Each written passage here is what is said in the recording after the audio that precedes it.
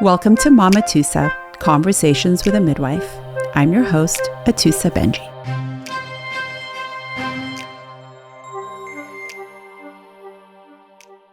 A quick note before today's episode. This show talks about birth, life, death, and all the complexities in between. My goal is always to share stories that leave you feeling empowered, but please know that some topics may be challenging or deeply moving. Also, while I'm an experienced midwife, I'm not your midwife, and the information on this podcast is not intended to be medical advice. Please consult your healthcare provider when considering what is best for you as an individual. Now, without further ado, I hope you enjoy the show. Hi, everyone. I think you're going to love today's episode of the Mama Tusa podcast. I sat down with certified nurse midwife Naomi Drucker, and we had a great conversation. As always, she holds my heart. We talked about midwifery. We talked about her being a boy mom. We talked about her transition into midwifery after being a labor and delivery nurse at Cedars. And what I love about Naomi is her ability to offer true informed choice to her clients and empower her clients with the choices they make and true autonomy in the care that they want to receive. Check it out. I think you'll enjoy the episode. My friend, my teacher, my mentor, my buddy, my work spouse. Welcome, Naomi Drucker. Welcome. Thank you.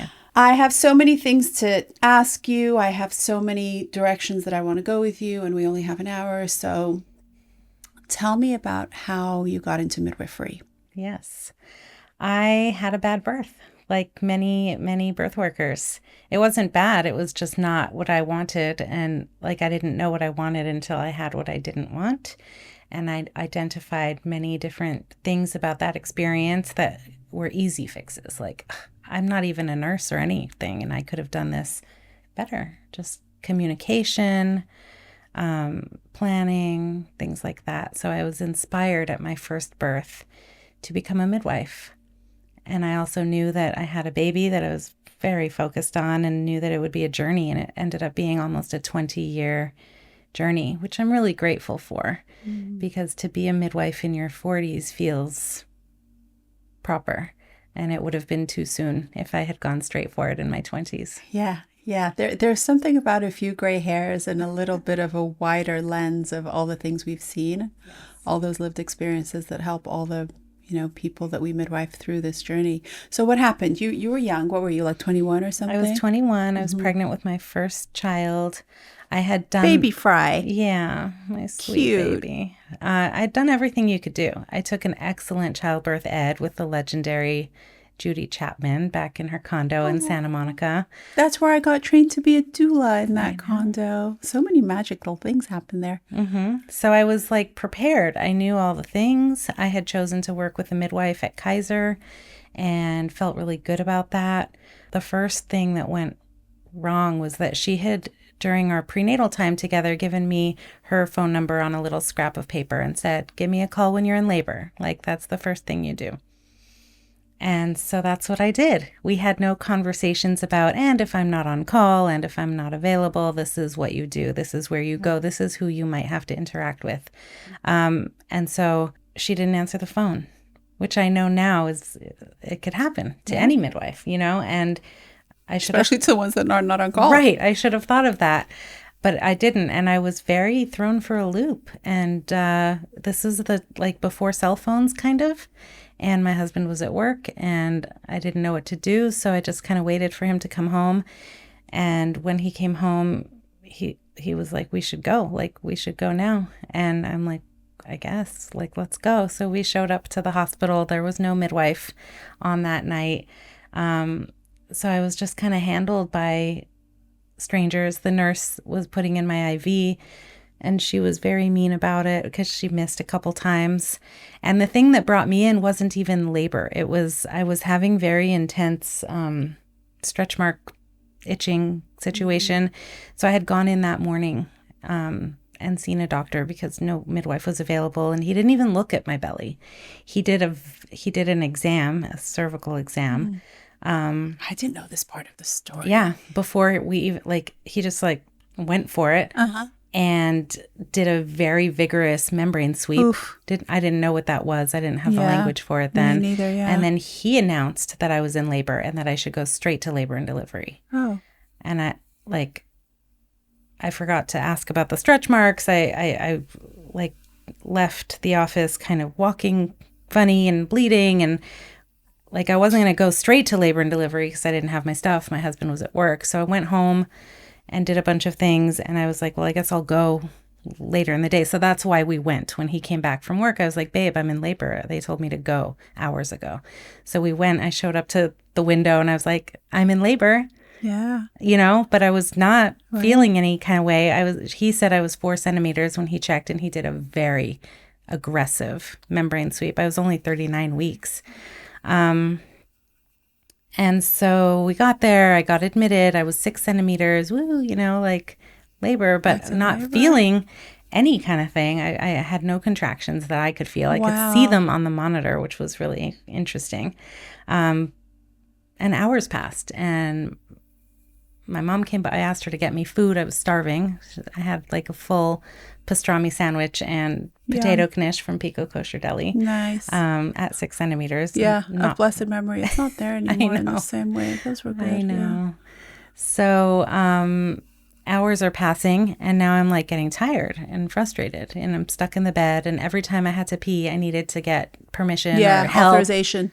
And so at some point, they're putting light pressure to start Pitocin, to break my water, to do something, because it's taking a long time. Yeah. And I'm just over here thinking, like, I would have been home in bed. Like, there's absolutely no reason why I would have come over here other than the doctor telling me to. You're already a midwife, my friend. So I was sort of resistant to interventions at that point. Yeah, shocking. And then at some point, somebody came in and threw out the concept of like, well, if this takes much longer, you might be headed for a C-section.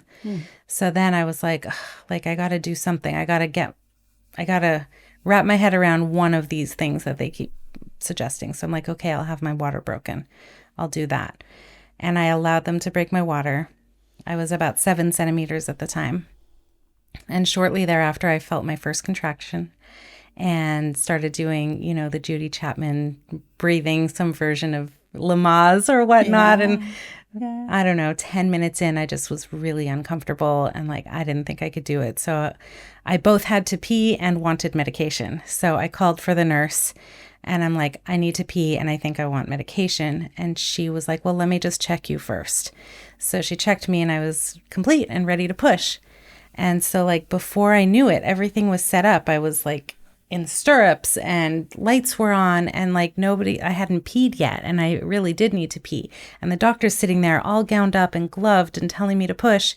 And so I pushed a little, and like some pee squirted out. This is so embarrassing to say on camera. But the doctor immediately like whipped over to the nurse, and she's like, cath her. And so the nurse catheterized me. I had no epidural. Like, there's no reason why I couldn't have just peed in the toilet or bedpan or something. So that happened. And then I proceeded to push my baby out in about 30 minutes. And he was placed in my arms. And immediately I called for my mom. She was down the hall. Like, I must have called very loudly because she came, she and my sister and my mother-in-law all piled in. I'm still in stirrups, completely exposed. And I'm a very private person in general. And I was like, look at him. He's, I was so ecstatic.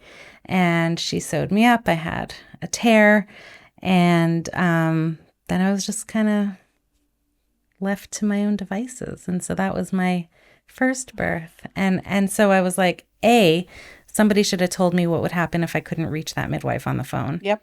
B, what the heck is a membrane sweep, and why did that happen? Yep. And C, this is horrible, never doing it again. Yeah, and I think it's interesting that you and I worked together and sort of had love at first sight when we first met each other, because I think there's so many of what your experience and my experience are very, very similar in that the unauthorized membrane sweep. Can you tell the listeners what a membrane sweep is for those who don't know? Yeah, a membrane sweep, actually, like in my subsequent births, I actually was the one requesting. Like, they can be productive. It's where you go in and do a cervical exam. You have to find the cervix first with usually 2 fingers.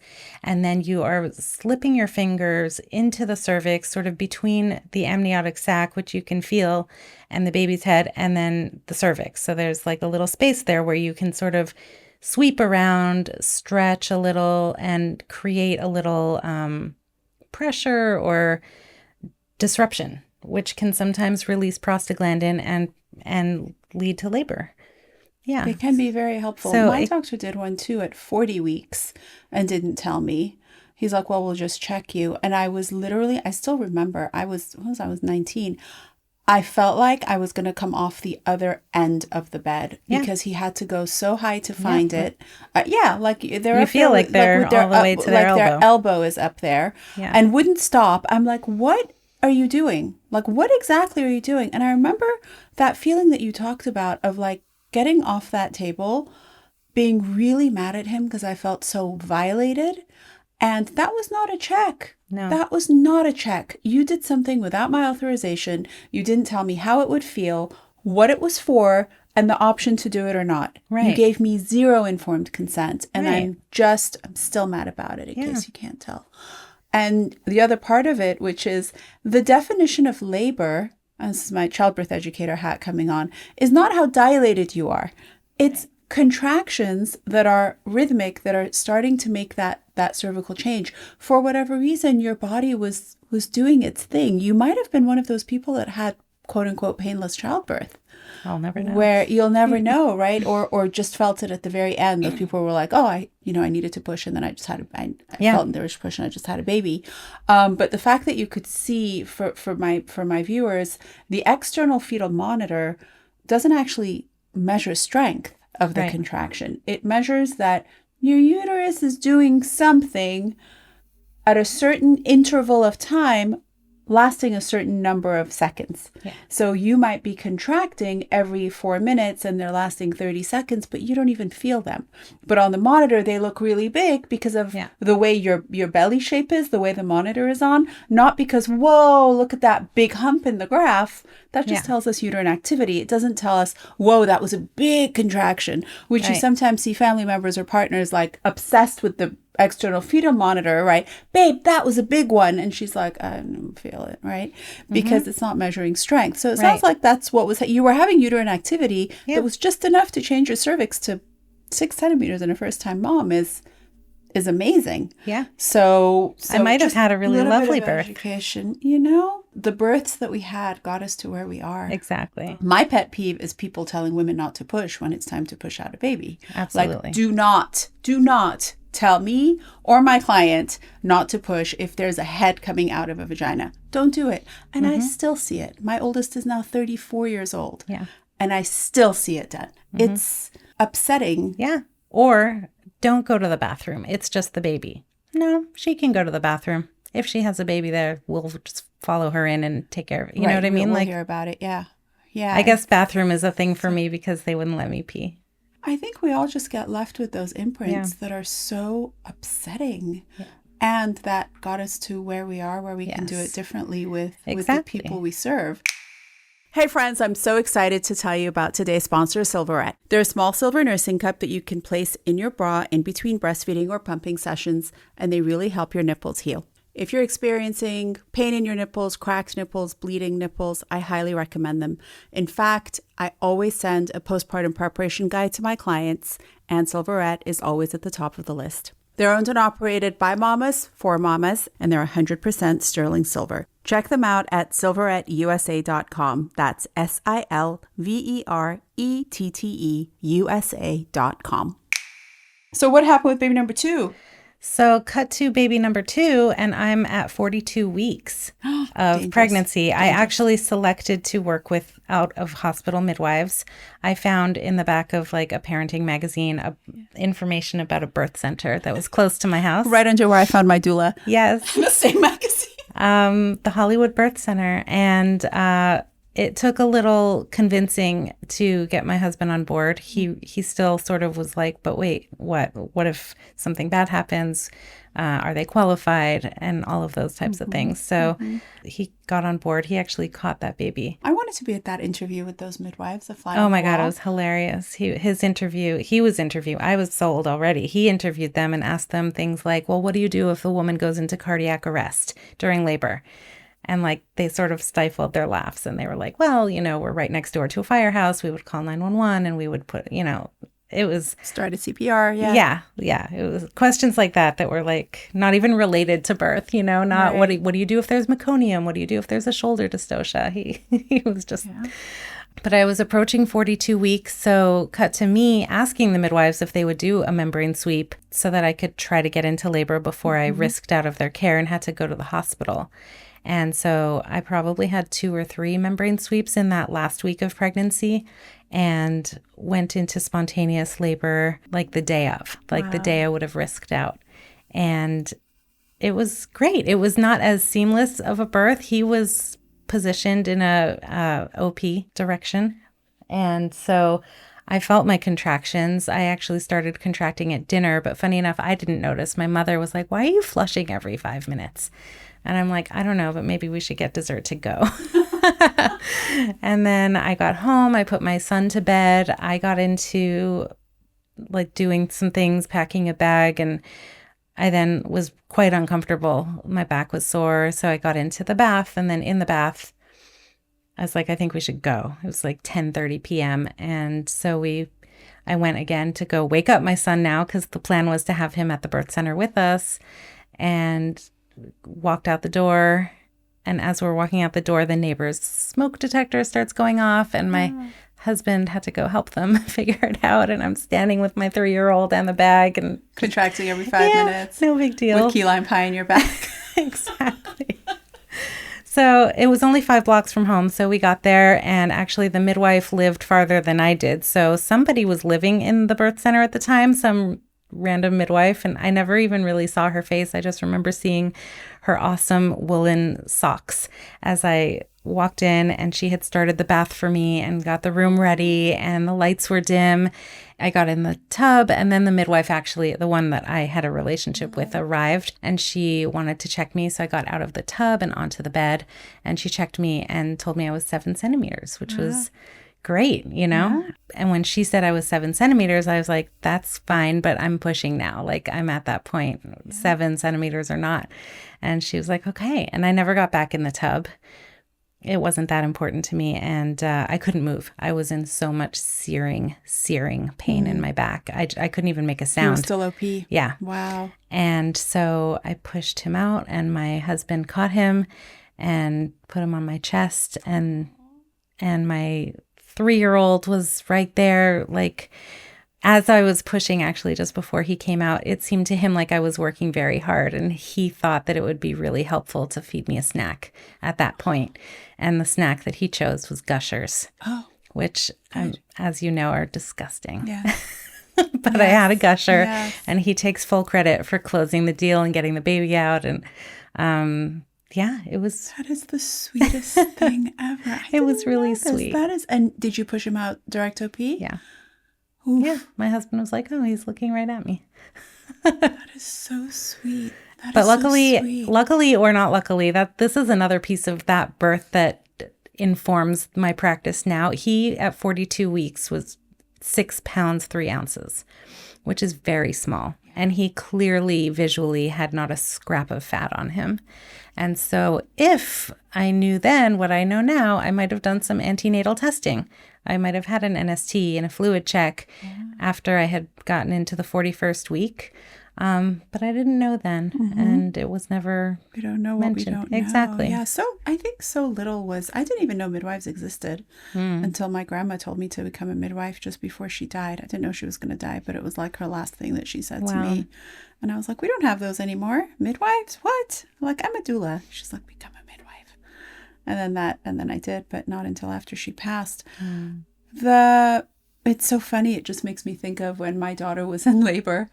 And her daughter was 3, much like your Fry being 3 when you were in labor. And I remember I was sitting with my daughter in the bathroom, and she was contracting in the bathtub like every few minutes. Labor was getting really active, and in walks her 3-year-old and sees her mom in distress. And she didn't go the Gushers route, but she said, "Mama, why are you sad?" And Mama said, "Oh, honey, Mommy's having some really big feelings right now," because the 3-year-old walked in, and my daughter was all of a sudden, "Oh my God, this is not going to be my baby anymore. She's going to be the older one." And she said, Mama's having some big feelings right now. And without missing a beat, Naomi, this 3-year-old, sat on the bathroom floor, I kid you not, leaned her back against the toilet, crossed her legs, put her hands on her lap, and said, well, let's talk about it. Oh, that is so sweet. Well, let's talk about it. And so we still like, and then both of us started crying because it was just the sweetest, like, you're having feelings, Mama, let's talk about it. It was the sweetest thing. And baby brother was born very shortly thereafter. I know there was a journey between your second and third babies. Yeah. Are you comfortable talking about that? Sure, of course. After my second baby was born, I got myself into nursing school. I felt like that was the next logical step toward midwifery, and just in the interest of having a regular schedule and a job with benefits and things like that, and the skills, I guess, that I would learn. And so I went to nursing school, became a nurse, started working in labor and delivery at Cedars. Sorry, I'm like tearing up a little bit. That story about your granddaughter was so precious. Yeah, let's talk about it. So cut to, I became a labor and delivery nurse at Cedars. Great place to learn and be trained. And I always worked on nights. And during my time there, like a couple years in, I guess, I got to the point where I was ready to have another baby. And I got pregnant easily again, third time, and had an early loss. Very unexpected. Never happened to me before. I was with the insurance that my job provided and saw a doctor who was in a big group at a big office, and felt very mistreated again. I had gone in actually for my first prenatal appointment with my whole, like my child, my son, my husband, and they had a sonographer see me to do a scan. And, you know, I guess it was going to be the sonographer, then the blood work, then the doctor, whatever their system is. But the sonographer was just scanning, not saying anything. And she stepped out, and I'm just there on the table with my legs open, gel cooling off, and just waiting. And then 30 minutes or 40 went by, and I was like, what is going on? And I kind of like wrapped the little paper thing around myself and like poked my head out the door. And she was like, oh, you have to go in there. I'm like, oh, cool. Good to know. So I got dressed and was just told, yeah, there's no heartbeat. And, you know, come back in a few, you know, you'll probably miscarry on your own, and you can come back in a few days for an ultrasound to see that everything's clear. And if it doesn't happen on its own, you might need a procedure. And I was just like, wait, hold on, what? You know, what? So I went home, processed through it, and eventually had the miscarriage on my own at home. And, you know, kind of moved on with my life. But I also made a decision. I was like, okay, I am now working in labor and delivery. I am the one calling the doctors to see, like, your patient is complete. It's time to have a baby. So I know who answers their phones and who also has, like, a decent bedside manner. So I decided rather than, like, go through my insurance, I would approach one of these doctors who happened to be, like, in a different network and ask him if he would just please be my doctor, you know, moving forward. And he said, sure. And we worked it out to where I was like seeing this, like billing through this other doctor friend of his or whatever. Like it was all good. You made it happen. We made it happen. Yeah. And I got pregnant again and had another similar type miscarriage experience. It actually happened at work, which like, honestly, you know, among friends, and went home and everything. But like he answered the phone. He talked me through it. He let me know he could do an ultrasound in the office if I wanted one. But if everything felt good, then I was probably fine. And then I don't know how long went by. I feel like it was kind of boom, boom, boom, but I got pregnant again. Was feeling much the same way.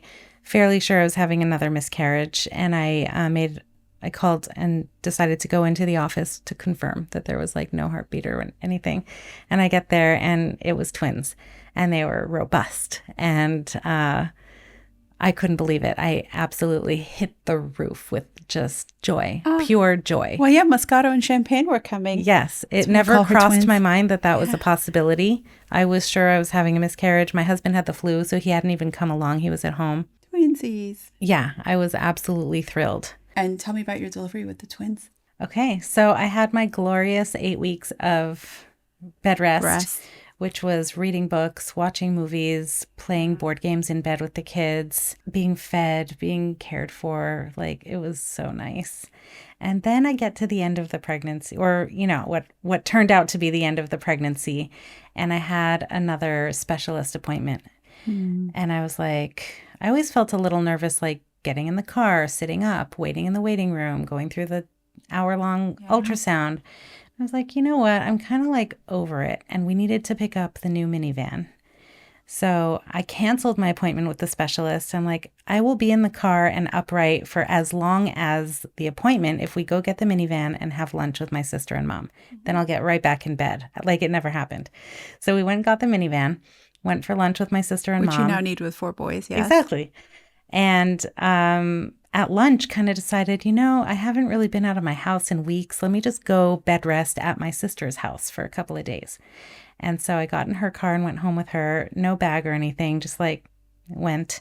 And sister who's also a nurse. Who's also runs a nurse. In the veins. Who had a baby 4 months ago. Oh. And who lives way out in the valley. So I get there and she very sweetly offered to cook me dinner, and we would just have a very chill evening. So as she's cooking me dinner, she hands me her 4-month-old because she needed hands-free to cook. And 4-month-olds kind of cry sometimes. Yeah. And what does crying baby do to uterus? It makes it contract. It that oxytocin. And so that was a little dicey, but we got through it. Had dinner, went to bed in my niece's. You could feel yourself contracting. Yeah. I was like, shoot, what do I do? Do I hand her back, but then I won't get the dinner that I'm looking forward to? I just wrote it out. I was like, surely this won't throw me over the edge, So we have dinner, go to bed. I'm in the bottom bunk of my niece's bunk bed. And at 2 a.m, I wake up with a little pop and a gush. I'm like, what? And I jump out of bed and go to the bathroom and my water is broken. And I'm like, that is so unexpected. 35 weeks? 35 weeks. And then I'm just kind of a little riled up, with excitement. And I'm like, so I called my doctor, even though I was like, I know what he's going to say. He's going to say, go back to bed. Oh, go back to bed. Well, this doctor was kind of chill and he knew how I was. So he was going to be like, well, are you contracting? Are you bleeding? Are the babies moving? Right. Go back to bed. Come see me at 9 a.m. So I hang up the phone and I'm just kind of sitting there with my eyes wide, like, I can't go to bed. And I always had my babies at night. And I'm doing the birth math of if I always have my babies at night and I'm not feeling any labor.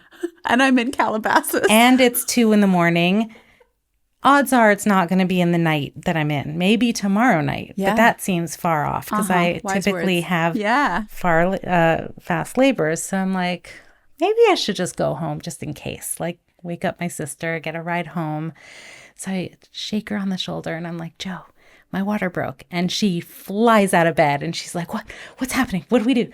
And she's like, do we take the baby? Do we leave the baby? Because her 4-month-old is exclusively breastfed. And I'm like, I'm not contracting. It's going to be fine. Just leave her, drive me home. You'll be back in, 45 minutes or an hour. And she's like, okay. So I call my husband and I say, babe, I'm coming home. Just to warn you, you're going to hear somebody entering the premises because he's I don't want to create a security situation. And I'm like, everything's fine. Go back to bed. So we get in the car and we're driving for a little while and just absolutely out of nowhere, I just reach for that oh shit bar and I'm pushing. I'm gushing and my body's pushing. And I'm not speaking to my sister, but I pick up my phone and I start making calls. I call my husband first. God. I said, babe, I think we're going to have to go to the hospital. So just wait because my mom's going to come and be with the boys so you can come meet me. Then I call my mom and I say, Mom, we're going to the hospital. Things are happening. I need you to go to the house to be with the boys so that Avi can come and meet me. Hang up the phone. I'm sweating. Okay. I know. Ride through a couple more contractions. And I'm like, no, that's not going to work. I call everyone back.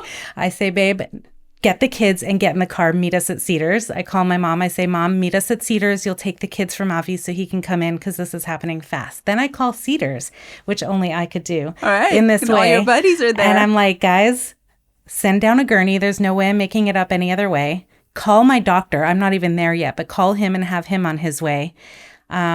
I'm having my twins. So everybody just does what I say, which is so cute and cool.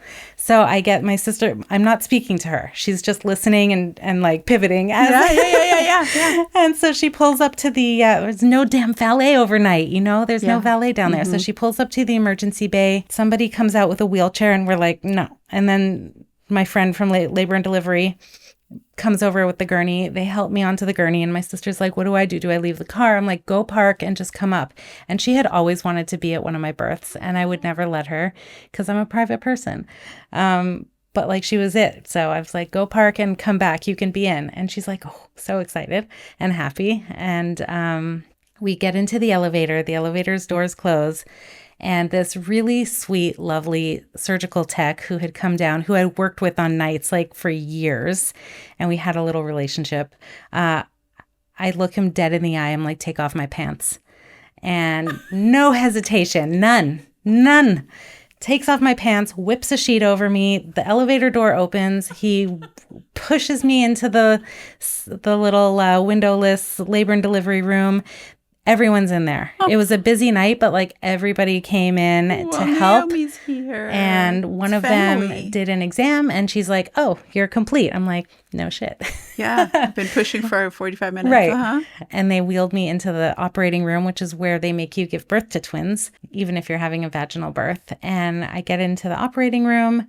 My sister arrives. Aww. My doctor arrives. The first baby pops out. First of all, the staff who didn't know me were losing it. They're like, what are we doing? Is this a crash C-section? Does she need general anesthesia? They're trying to ultrasound. They never got anything on me. And the nurses were like, no, it's Naomi. She doesn't need any of that. And so they were all just like, okay, we're just hanging out, waiting to see what happens. The first baby pops out just as everybody arrives. So my doctor catches, my husband's in there, my sister's there. Oh. And I don't even really remember like if they handed me the baby or if they took him to the warmer right away, because it was another contraction already and I could feel like a whoomp, like next baby came into the pelvis. Then the next one came and it was like an explosion, and my doctor got drenched from head to toe. And then the second baby came flying out, and then it was over. And there was a little quiet and calm.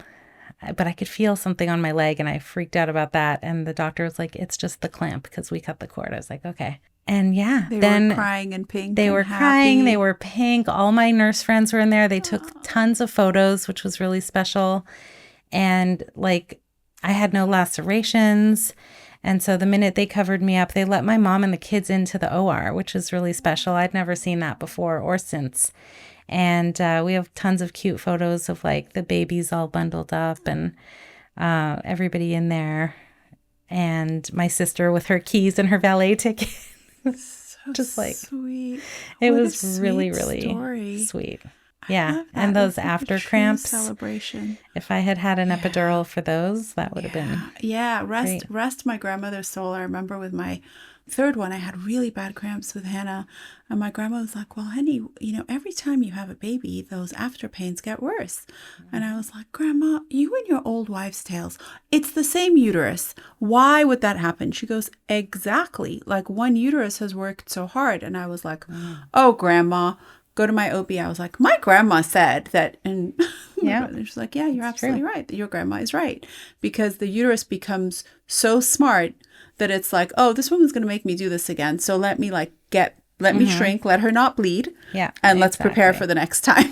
Exactly. And funny enough, another thing, in addition to like the membrane sweeps, which are a whole discussion, a lot of people will ask about those fundal massages, right? The fundal massage that the nurses will do to ensure your safety and make sure you don't bleed. Yeah, and it's actually not a massage. It's more of a press or a deep tissue sort of what it's meant to be. It's meant to be an assessment. Yes. It could be a very gentle, like, oh, is your fundus firm? Cool. Yeah. But it's never that. It's always like a very firm press. Dig. And so I just declined. I was like, no, don't touch me. I was in so much pain. And having had twins, like the risk of bleeding is higher. But because because they listened to me, nobody Yeah. touched me. And you could probably do your own fundal assessment too. I wasn't touching it. I was in so much pain. Painful, And I didn't bleed Two to death, babies. thank God. Thank God. Yeah.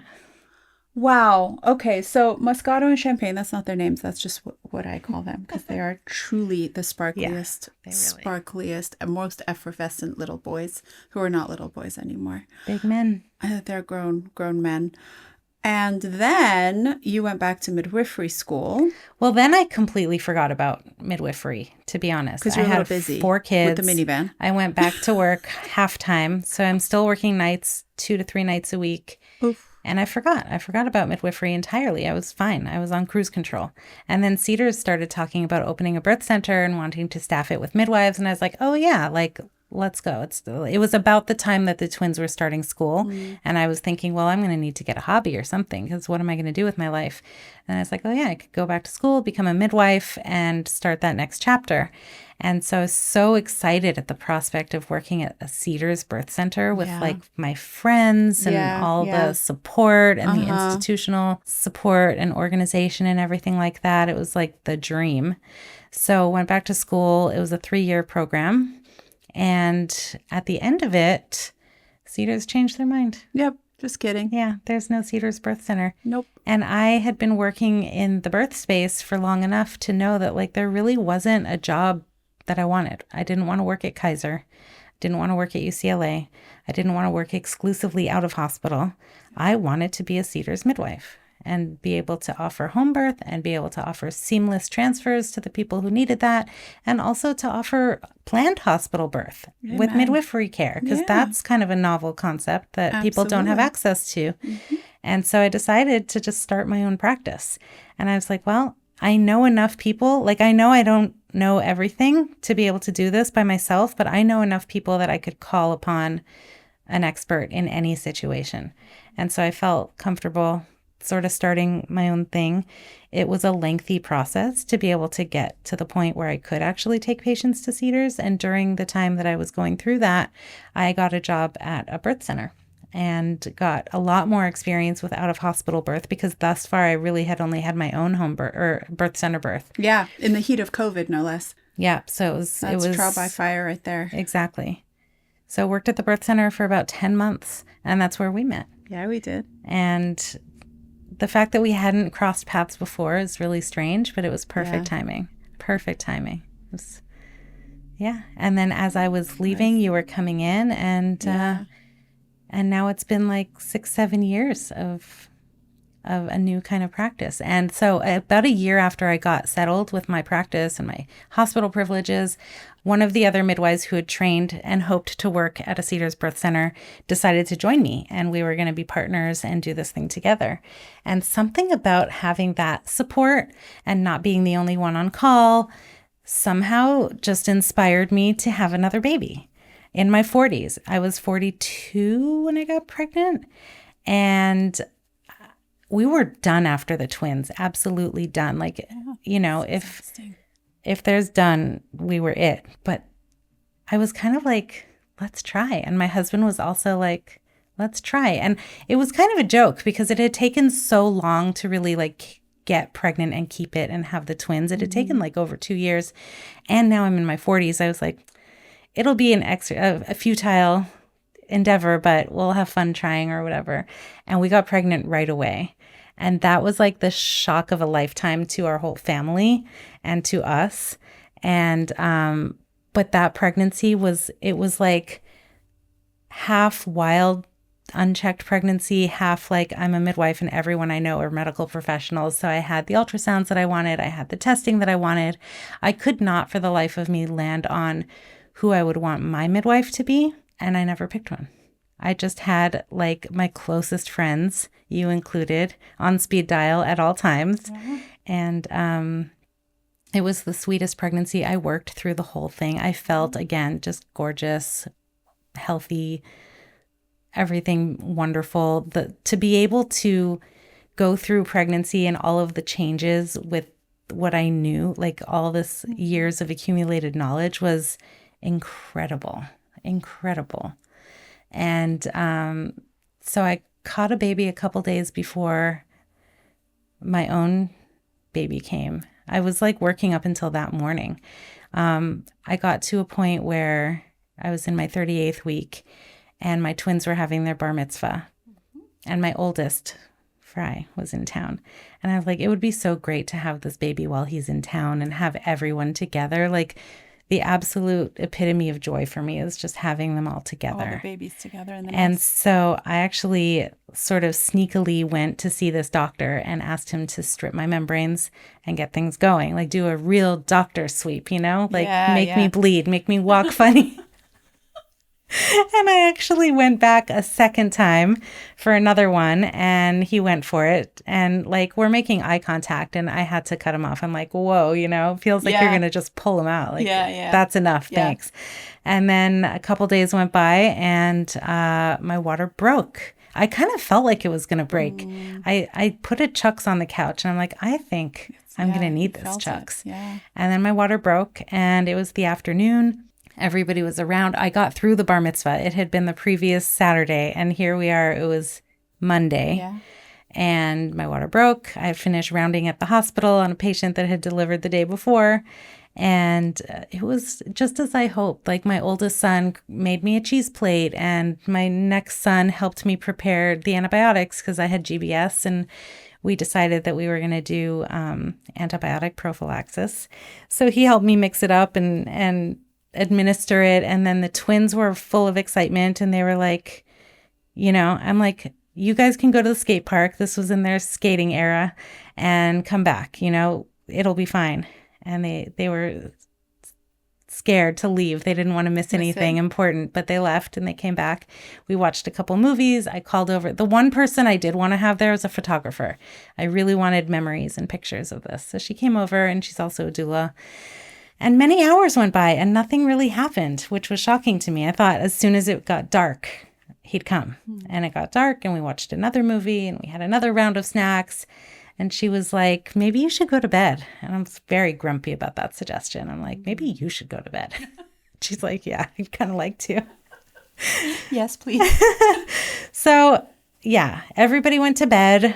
She tied a rebozo around me to kind of help position the baby better. And we all went to bed, and she went home, and she's like, call me immediately if anything changes.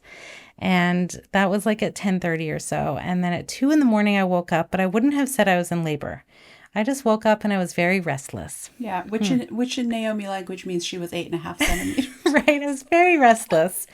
And eventually I turned on the lights, and then eventually I asked my husband to turn on the TV. And I'm just like pacing around, and he kept asking, should I fill the tub? Should I fill the tub? We had the birth tub set up in the living room in front of our huge tropical fish tank. And I was going to give birth there with everybody and the music and snacks and the drinks and everything. And I just kept telling him to basically leave me alone and no, it's not time. I kept trying to check myself, and I couldn't feel anything. Could not feel the baby. I was like, there's no way he's coming. And I got to a point where I decided to just take a bath in my own little bath. And I told my husband I didn't think I could do it, and he should probably pack a bag and go to the hospital. Yeah. Because I'm like, if the baby's not coming, this is untenable. And this is, mind you, like 10 minutes, not 10 hours. Says the midwife. And I'm sitting there in the tub, and I'm like, this fucking sucks. And I texted my short little group chat of friends, and I was like, I need help. And, you know, nobody's close. It's 3 a.m. And two of them were available and started heading over. And it was not 10 minutes after that text went out that the baby started coming. And so the water was running. I was vocalizing and making all this noise. And most of the household woke up and were like mobilized and kind of in the hallway, in the kitchen. One of my sons, the younger twin, thought to himself from his bed, well, when mama gets called to a birth and the lady on the other line is making noises, and she's gone for hours. I'm just going to stay in bed. Yeah.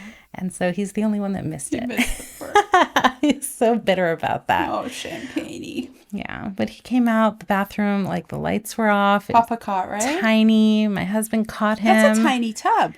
Yeah. It was before we renovated the bathroom. It was like it was like a little pink tub, it was right? not what I was planning on, but it did the trick. Yeah. And Oh, he came out so fast, and I was like shocked. And then before the placenta came out, Jen showed up, my friend Jen, and she helped me to my bed. And then Olivia showed up and she helped deliver the placenta. And the pains were so bad, the after pains. But 5 boys, 1 uterus. Yeah, it was so cute. The twins and their cousin Chloe, who had slept over, took him like almost immediately, and they were dressing him and like, oh my gosh, while I'm dealing with the pain of the placenta. Chloe wants to be a doula. Yeah, she's taking your training. Cute. She's in your next cutest. training. She's the cutest. So yeah, my oldest was making potatoes and breakfast for everybody, and yeah, I just got tucked into my own bed like within minutes of giving birth. Love. And everybody has a challenge, right, with birth. My challenge was always breastfeeding, and it was always hard and painful. And so I was like, this time I know so much. There's no way I'm going to have that hard of a time. But it had been so long. It had been 13 years since I breastfed a baby. And it was painful. It was bad. And I had my friends, lactation consultants, midwives, nurses. I had all the help in the world. And I was like, no, I'm going to probably get him assessed for tongue tie and have it snipped, and everything's going to get better fast. But then he's a boy and we're doing a circumcision on day 8. So I'm like, we'll get through the circumcision. Yeah, one thing at a time. And then I'm doing it. But this time, instead of it taking 5 to 6 weeks of horrid pain, after he healed from the circumcision, which was just a few days, I felt like the breastfeeding stuff all had chilled out too, and we didn't have to do it. And you nursed for a long time. A ridiculously long time, like almost 4 years. It was our trip to Bali, actually, I think, is the thing that ended it. Last time. Yeah, he was done. Yeah. He was done. Yeah. I was thinking about the day that so many interesting things happened on the couch at that birth center, because you and I did births together. And while we were waiting for people to have babies, we talked about so much, including the day that I had a hemorrhage on that couch. And I remember your reaction, which was like calm and supportive and loving, but that was kind of awful for another podcast. But that was the couch where you sat next to me and you were like, I have to tell you something. And I was literally going to say, are you pregnant? Literally, it was going to like come out of my mouth. And then I was like, she's got 4 boys. Like, she's working as a midwife. Like, don't be silly. And you were like, well, my husband and I were inspired. And I'm pregnant. And I was like, I knew it, but I didn't think it was rational. Yeah. Everybody thought I was pranking when I told them I was pregnant. I had a feeling, but I didn't think I was like, no, she's got this job. It's busy. She's busy with the boys. But you know what? You were inspired because his soul got called in. Totally. Ollie had to be here. Yeah. He's my little blue-eyed boy. I love him. Yeah. In almost 7 years of practice now as a midwife.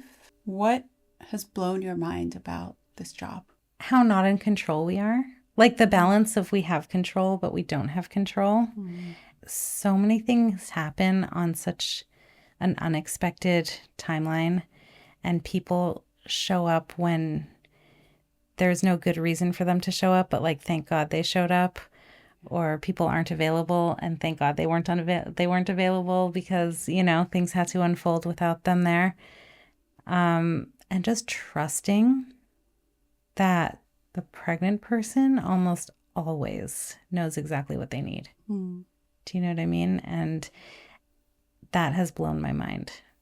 Yeah, that's actually something that I learned from you, that the mother's intuition is so vital in what is her normal and what she feels to be her baby's normal. Yeah.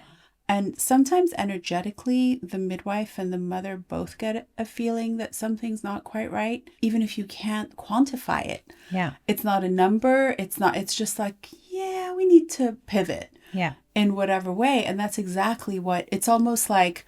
Either the mother was feeling it, but the midwife said it first, and she was like, thank God you said it, because I was feeling that too. Or it's vice versa, where the mother says something and the midwife's like, yeah, I was feeling that way too. And just energetically it all aligns. It really is the most in control, out of control wild job there is. I don't think there's any job like our job, and I can't think of a better person to do it with. I'm so honored to work with you. I'm so honored to hear your story of all your incredible pregnancies and deliveries, and I continue to be inspired by you, my friend. Thank you for coming. Thank you. Thank you for lovely. coming. What a great conversation with Naomi. I just loved connecting with her.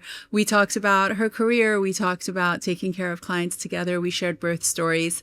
And most of all, as always, we talked about education and empowerment. If you'd like to support Mama Tusa, please subscribe or review us. And please check out my newsletter, Mama Tusa Monthly. See y'all next time.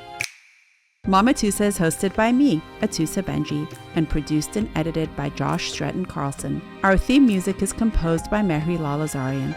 If you'd like to support the show, please follow and review us on Spotify and Apple, or subscribe and like us on YouTube. This show is for informational purposes only and is not intended to be medical advice. Always consult with your healthcare provider when making medical decisions. See you next Tuesday.